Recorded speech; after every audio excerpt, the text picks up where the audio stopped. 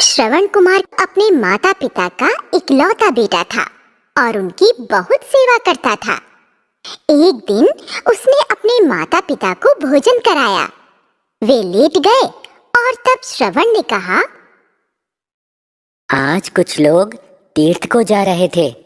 वे भजन गाने में इतने मग्न थे कि उन्हें अपनी सुध-बुध न थी।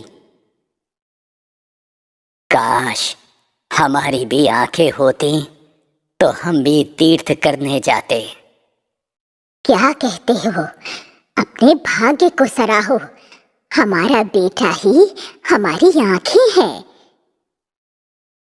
तभी श्रवण कुमार ने ठान लिया कि वह उन्हें तीर्थ अवश्य कराएगा। यह सोचकर वह बढ़ई के पास गया। उसे देख बढ़ई बहुत खुश हो गया। कहो बेटा, कैसे आए? काका, एक कांवर बना दीजिए। बेटा, उसका क्या करोगे? माता पिता को तीर्थ यात्रा पर ले जाऊंगा। रास्ते बहुत कठिन होंगे, अकेले कैसे ले जाओगे? आप चिंता ना करें, आपकी दुआएं चाहिए। बताइए, कांवर कब तक बना देंगे? श्रवण की जिद पर बढ़ई को झुकना ही पड़ा। ठीक है, कल शाम को ले जाना। श्रवण ने घर आकर जाने की तैयारी शुरू कर दी। शाम को जाकर वह कांवर ले आया। उसने अपनी पत्नी को जाने की बात बताई। कल मैं तड़के ही निकल जाऊंगा। उसने जब अपने माता पिता को जाने की बात बताई तब उन्होंने बहुत मना किया, परंतु श्रवण ने कहा, राह में आपको कोई तकलीफ नहीं होगी। अगले दिन जल्दी उठकर उसने माता पिता को कांवर पर बैठाया और चल पड़ा। सारा गांव उसे मन ही मन आशीर्वाद दे रहा था। कई महीने बीत गए। वह दिन भर सफर करता और रात को थकान मिटाता। एक दिन जंगल से गुजरते हुए उसे पक्षियों की आवाज सुनाई दी। जब वे तीनों रात को लेट गए तो सहसा पिता ने पानी मांगा।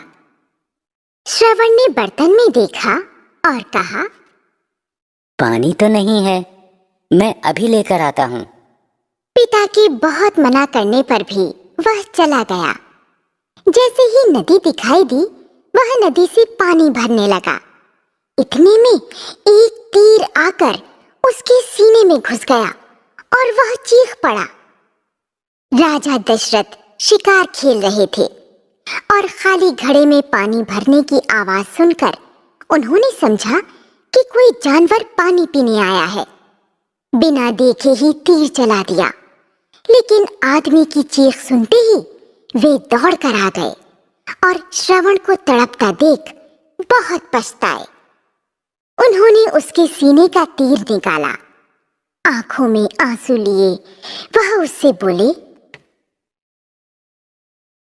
मुझसे बहुत बड़ा पाप हो गया है। मैंने तो जानवर समझकर तीर चलाया था। मुझे माफ कर दो बेटे।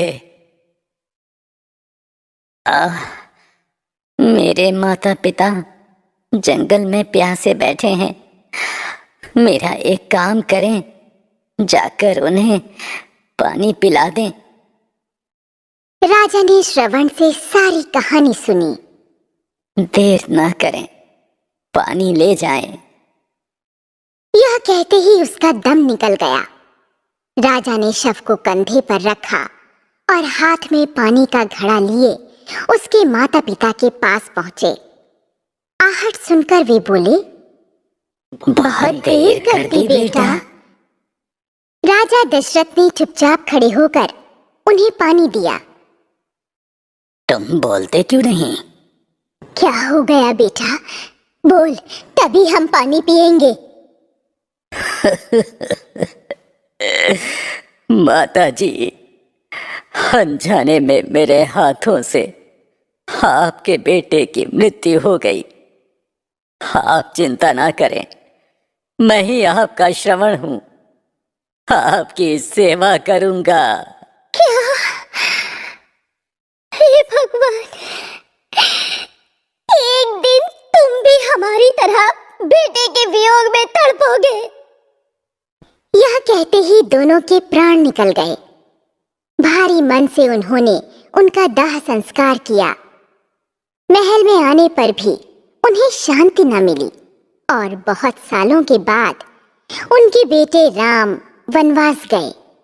बेटे के वियोग में तड़पते हुए उन्हें श्रवण के माँ पिता के शाप की याद आ रही थी। तो बच्चों, इससे हमें यह शिक्षा मिलती है कि माता पिता देवतुल्य होते हैं, उनकी सेवा करनी चाहिए।